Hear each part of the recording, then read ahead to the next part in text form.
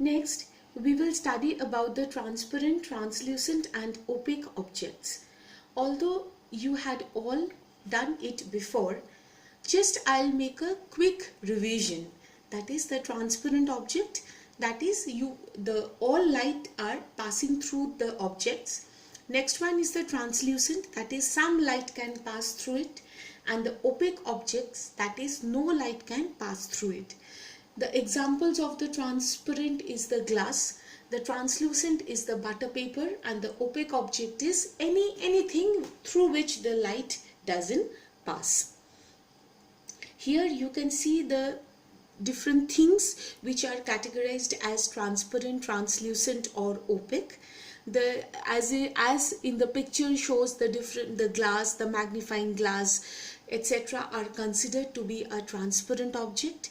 The tissue paper, these are butter paper considered as a translucent object, and any living body, then the cake, ice cream, fruits, anything, that means those objects through which light does not pass is the opaque object. Now we are coming to a very interesting concept, that is the concept of shadow. In the picture here also you can see there are the shadows of the pillar, how the beautiful design they have formed. So what is a shadow? It is a dark outliner or patch formed by an opaque object that blocks light coming from a source of light is called shadow. So here we are taking, or we are referring an opaque object. Why an opaque object? Because the opaque object can block the light. That means it does not allow the light to pass through them. So as a result of which the shadow can be formed. Shadow is not formed or not possible through transparent object, and almost not possible for translucent object as well. The color of an object does not affect the color of the shadow. This is another very interesting concept. Suppose we are taking a red apple in your hand and you are seeing a shadow of that apple. So generally the color of the object here is red, but the color of the shadow is always black. So from here we can learn that is the color of the shadow is never dependent on which colors or which object having which color forming the shadow. In every cases the shadow color will be black.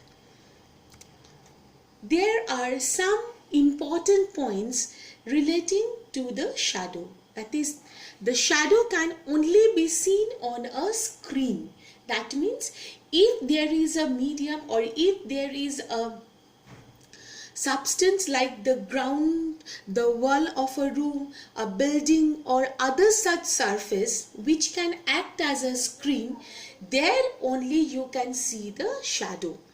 Otherwise we will not be able to see the shadow. That is why a profound screen is very much essential to observe a shadow. Shadows give us information about the shape of the object. That is, in some cases, maybe if the object is a square one, it is expected the shadows will also be the square one. Similarly, if the object is the round one, the shadow will also be the round shadow. But this case is not always true.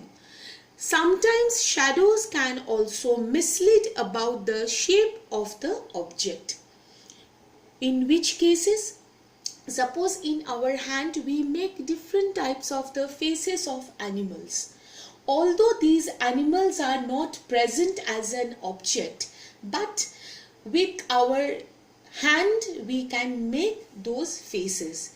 So here the shape of the shadow is not exactly depicts the shape of the object. So by seeing this kind of shadows, we cannot say the object is of the same thing by which the shadow is formed. So in this class we had completed up to the shadow. Next class we will proceed with another concept. Thank you.